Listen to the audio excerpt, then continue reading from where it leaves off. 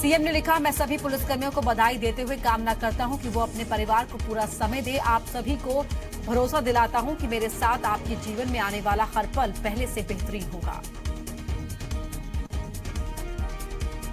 पुलिसकर्मियों के weekly off को लेकर बीजेपी विधायक यशपाल सिंह सिसोदिया ने कहा कि सीएम कमलनाथ साफ करे कि पुलिसकर्मियों को किस तरह की सुविधाएं दी जाएंगी।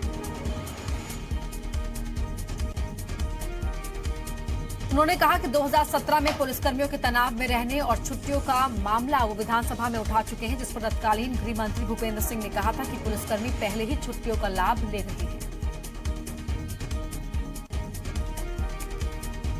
पुलिसकर्मियों के वीकली ऑफ पर राजनीति भी शुरू हो गई है। इस मुद्दे पर जहां बीजेपी के नेता हितेश वाजपेयी का कहना है कि मुख्यमंत्री कमलनाथ को पुलिस रिफॉर्म पर जोर देना चाहिए।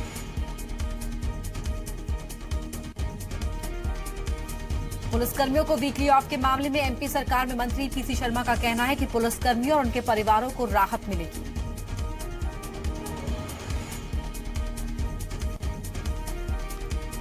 मध्य प्रदेश में विधानसभा चुनाव जीतकर सत्ता में आने वाली कांग्रेस ने लोकसभा चुनाव की तैयारियां शुरू कर दी हैं, जिसको लेकर आज कांग्रेस प्रदेश कार्यालय में सीएम कमलनाथ विधानसभा चुनाव में हारे हुए प्रत्याशियों की बैठक लेंगे।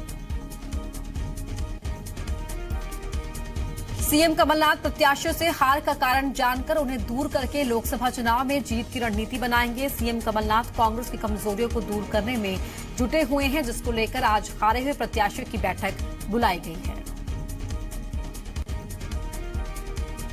छत्तीसगढ़ में सरकार ने बड़ा प्रशासनिक फेरबदल करते हुए मुख्य सचिव पद से अजय सिंह को हटाकर सुनील कुमार कुजूर को मुख्य सचिव बनाया है। अजय सिंह को बिलासपुर के राजस्व मंडल का अध्यक्ष बनाया गया है।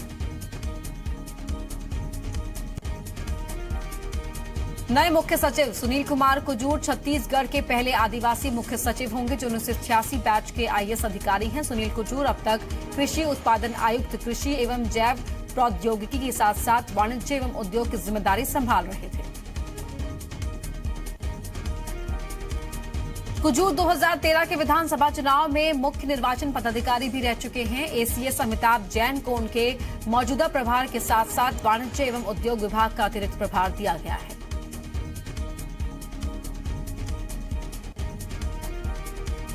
छत्तीसगढ़ में 6 आईपीएस अधिकारियों के भी तबादले किए गए हैं। एडीजी अरुण देव गौतम को गृह, जेल और परिवहन विभाग का सचिव बनाया गया। दुर्ग के आईजी जीपी सिंह को पुलिस मुख्यालय से अटैच किया गया। रायपुर के आईजी दीपांशु काबरा को पुलिस मुख्यालय से अटैच किया गया। आनंद छाबड़ा को रायपुर का प्रभारी आईजी बनाया गया। रतनलाल डांगी को दुर्ग रेंज का आईजी बनाया गया।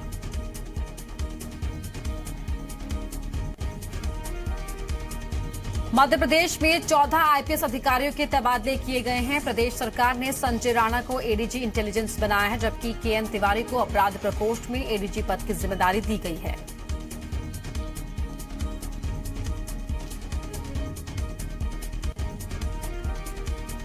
एडीजी संजय वी माने को पुलिस हाउसिंग कॉर्पोरेशन में प्रबंध संचालक, राजीव टंडन को भोपाल में एडीजी रेल और अजय शर्मा को पीएचक्यू में एडीजी बनाया गया है।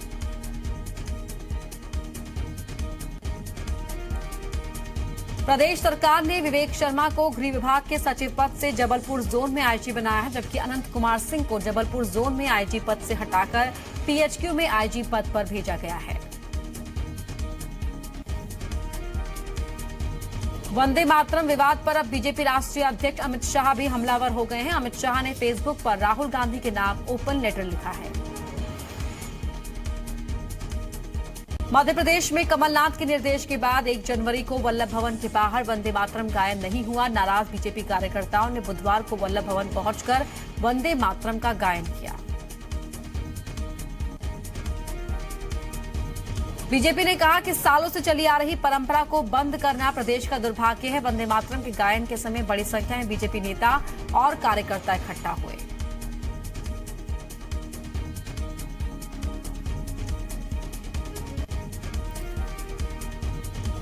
पूर्व सीएम बाबूलाल गौर ने वंदे मातरम गायन बंद करने को सीएम कमलनाथ का गलत फैसला बताया।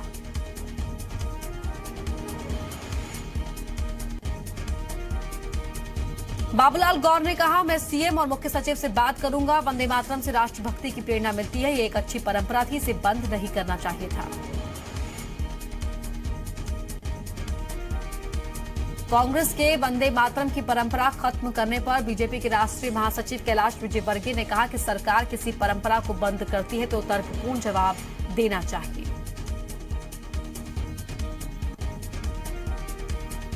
नाम लिए बिना कैलाश विजयवर्गीय ने कहा कि हैदराबाद वाले और उत्तर प्रदेश वालों को वंदे मातरम बोलने में तकलीफ होती है। मतलब साफ कि इशारा ओवैसी और मायावती की तरफ था।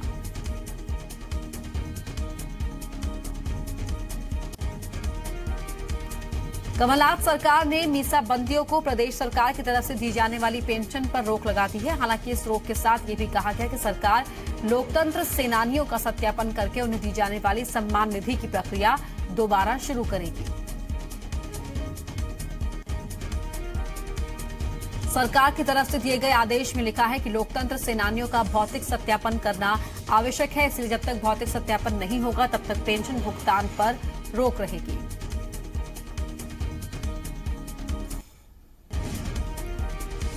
कानून मंत्री पीसी शर्मा ने कहा कि मीसाबंदियों की आड़ में गुंडे मवालियों को भी पेंशन मिल रही थी, इसे रोकने के लिए फैसला लिया गया है।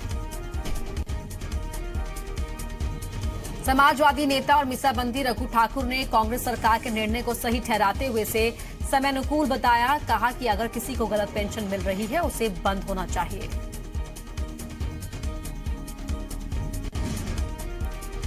मीसाबंदियों को लेकर छत्तीसगढ़ के सीएम भूपेश बघेल का बयान सामने आया है। सीएम भूपेश बघेल ने कहा कि हम भी मीसाबंदियों की पेंशन बंद कर देंगे।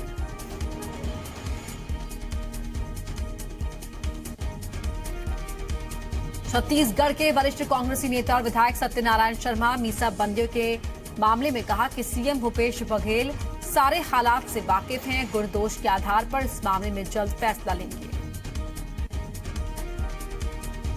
वहीं बीजेपी ने इस पर कांग्रेस सरकार पर हमला बोला है। कहा कि मीसाबंदी लोकतंत्र के प्रहरी हैं और ये पहले से ही अंदेशा था कि कांग्रेस की सरकार आएगी तो पेंशन बंद हो जाएगी।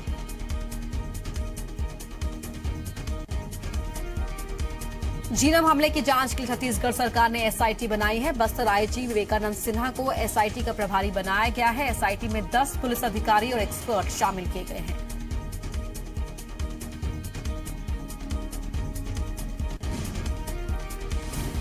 छत्तीसगढ़ कांग्रेस के नेता सुशील आनंद शुक्ला का कहना है कि नागरिक आपूर्ति निगम घोटाले में प्रदेश का 36,000 करोड़ रुपए का घोटाला हुआ। विपक्ष में रहते हुए कांग्रेस ने इसकी जांच कराने की मांग की। सीएम भूपेश बघेल का प्रेस कॉन्फ्रेंस में बयान सामने आया। कहा सरकार नक्सलियों से बात नहीं करेगी।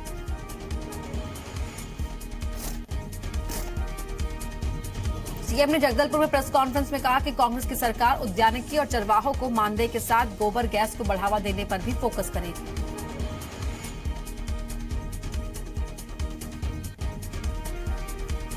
भूपेश बघेल ने कहा कि वो प्लांट के निजीकरण का विरोध करते हैं। वहीं आदिवासियों समेत बस्तर वासियों पर सियासी द्वेष से दर्ज मामलों की समीक्षा के बाद केस वापसी पर भी कांग्रेस की सरकार विचार करेगी।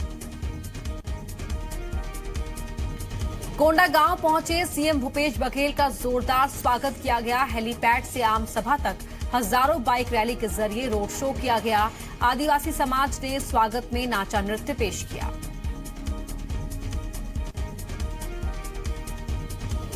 स्वास्थ्य मंत्री टीएस सिंहदेव ने स्वास्थ्य विभाग की बैठक ली और मेडिकल कॉलेज की व्यवस्थाओं का जायजा लिया। सिंहदेव ने अस्पताल का निरीक्षण कर अस्पताल की अव्यवस्थाओं को लेकर अधिकारियों को फटकार भी लगाई। छत्तीसगढ़ में मंत्री नहीं बनाए जाने से नाराज कांग्रेस के विधायक धनेन्द्र साहू ने दिल्ली में राहुल गांधी से मुलाकात की और फिर लौटकर रायपुर में चरणदास महंत से भी मिलने पहुंचे।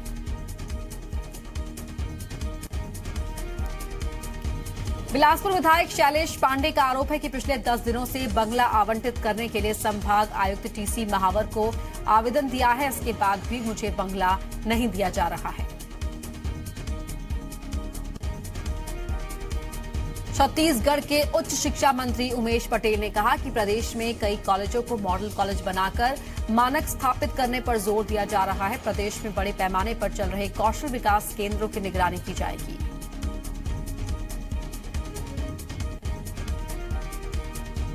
राष्ट्रीय ऊर्जा संरक्षण में विदिशा रेलवे स्टेशन को पहला पुरस्कार मिलने पर विदेश मंत्री और विदिशा सांसद सुषमा स्वराज ने बधाई दी है। देवास में वार्ड नंबर 22 के पार्षद अपने समर्थकों के साथ धरने पर बैठ गए। पार्षद का आरोप था कि उनके वार्ड में नर्मदा पाइपलाइन 16 घंटे से ज्यादा वक्त से लीकेज है और लगातार पानी बह रहा है। पार्षद रुपेश वर्मा ने रोड पर माला चढ़ाकर और अगरबत्ती लगाकर पूजा पाठ की तैयारी भी की थी, लेकिन पार्षद के धरना देने के बाद नगर निगम की टीम मौके पर पहुंची और पाइपलाइन का लीकेज सुधारने का काम शुरू किया गया। छिंदवाड़ा से विधायक दीपक सक्सेना को राज्यपाल आनंदीबेन पटेल ने प्रोटेम स्पीकर पद की शपथ दिलाई। राजभवन में हुए शपथ ग्रहण समारोह में सीएम भी शामिल हुए। 7 जनवरी से मध्य प्रदेश विधानसभा का सत्र शुरू हो रहा है। सत्र के पहले और दूसरे दिन प्रोटेम स्पीकर सभी विधायकों को शपथ दिलाएंगे।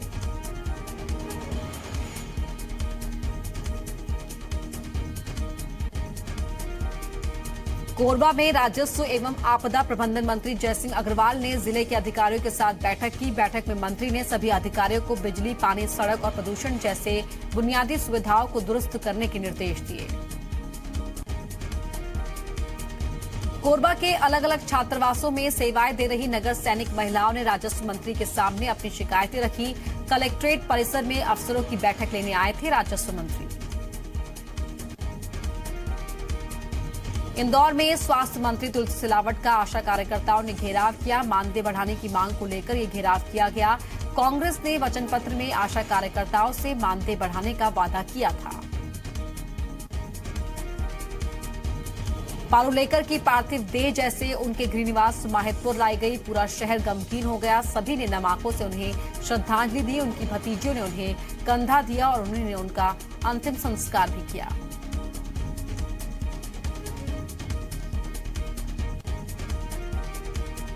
उज्जैन के माहितपुर से पूर्व विधायक और कांग्रेस की नेता कल्पना पारुलेकर का 61 साल की उम्र में इंदौर के मेदांता अस्पताल में निधन हुआ। कल्पना पारुलेकर लंबे समय से बीमार चल रही थी। मध्य प्रदेश के मुख्यमंत्री कमलनाथ और पूर्व मुख्यमंत्री शिवराज सिंह चौहान ने ट्वीट करके उनके निधन पर दुख जताया है। रतलाम में पुलिस ने डीजल, केरोसिन और मिलावटी पेट्रोल के अलावा टैंकर और ट्रक जब्त किया है। पुलिस ने मुखबिर की सूचना के बाद हाईवे से करीब 1000 लीटर केरोसिन, 20 लीटर डीजल और 100 लीटर मिलावटी पेट्रोल जब्त किया। पुलिस ने एक आरोपी को भी गिरफ्तार किया है। बांगरोद में इंडियन ऑयल टर्मिनल होने के कारण इलाके में ढाबों पर डीजल, पेट्रोल और केरोसिन का अवैध कारोबार चलता है।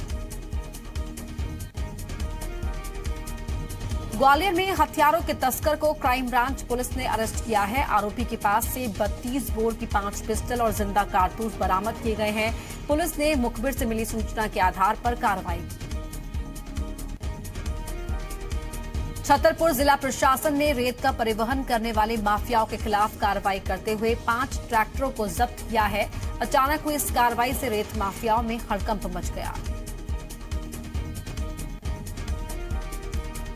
महासमुंद वन विभाग ने मुखबिर की सूचना पर तुमगांव के पीढ़ी और लहंगर गांव के पास बोल्डर पत्थर का अवैध परिवहन करते हुए 2 ट्रकों को घेराबंदी करते हुए जब्त किया है। जब्त पत्थर की कीमत करीब 26,000 रुपए है। ग्वालियर स्टेशन पर ट्रेनों की चेन पुलिंग के मामले लगातार बढ़ते जा रहे हैं। दिसंबर महीने में ही चेन पुलिंग की 95 घटनाएं सामने आई हैं। आरपीएफ के रिकॉर्ड के मुताबिक साल 2018 में कुल 1074 बार चेन पुलिंग की घटनाएं हुई हैं। रतलाम के काड़ूखेला में पुलिस ने कार्रवाई करते हुए 4 क्विंटल 29 किलो डोडा चूरा और 10 पेटी शराब जब्त की है। मौके से एक आरोपी फरार हो गया, जबकि एक आरोपी को पुलिस पकड़ने में कामयाब रही। सागर सिविल लाइन थाना क्षेत्र के तहसील परिसर में पेशी पर आए एक युवक का विवाद दूसरे पक्ष के वकील से हो गया। विवाद बढ़ने पर युवक ने अधिवक्ता के सिर पर पत्थर से हमला कर दिया, जिससे वो लहूलुहान हो गया। बड़वानी के दतवाड़ा में गन्ने के खेत में अचानक आग लगने से लगभग 35 लाख का नुकसान होने की खबर है। किसान भगत सिंह के मुताबिक खेत 15 लाख की ड्रिप लगी थी और करीब 12 एकड़ में गन्ना लगा था, जो पूरी तरह जलकर खाक हो गया है। जांजगीर चांपा जिले के खरीदी केंद्रों से धान का उठाव कराने में खाद्य विभाग और मार्कफेड के अधिकारी असफल साबित हो रहे हैं। हालांकि अधिकारी मिलरों पर कार्रवाई की बात कह रहे हैं, मगर अभी तक कोई एक्शन नजर नहीं आया है। ग्वालियर के 100 साल से भी ज्यादा पुराने गांधी प्राणी उद्यान में सफेद टाइगर के 3 नन्हे शावकों को जल्द ही नाम मिलने वाला है। तीनों ही नन्हे शावकों के नाम बच्चों की पसंद के आधार पर रखे जाएंगे। टीम इंडिया को सिडनी टेस्ट से पहले कड़कनाथ मुर्गा खाने की सलाह दी गई है। झाबुआ में कृषि विज्ञान केंद्र ने टीम इंडिया के कप्तान विराट कोहली के साथ ही पूरी टीम को ट्विटर के जरिए ऑफिशियल लेटर भेजा है।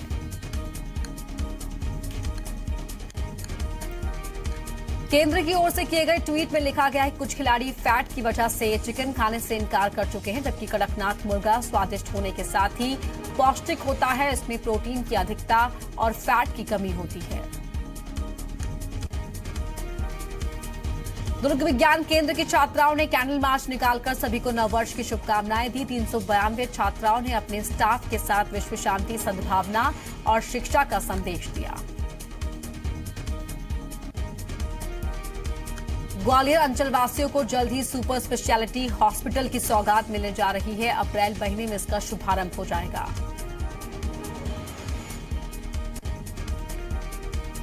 साल 2015 में केंद्र सरकार ने ग्वालियर में सुपर स्पेशलिटी हॉस्पिटल की आधारशिला रखी थी। इसका निर्माण 31 दिसंबर 2018 तक होना था। इसके लिए 150 करोड़ की लागत से नए भवन का निर्माण किया जा रहा है। छत्तीसगढ़ हाईकोर्ट ने बुधवार को आय से अधिक संपत्ति अर्जित करने के मामले में पूर्व मंत्री अजय चंद्राकर के खिलाफ दायर याचिका को खारिज कर दिया है।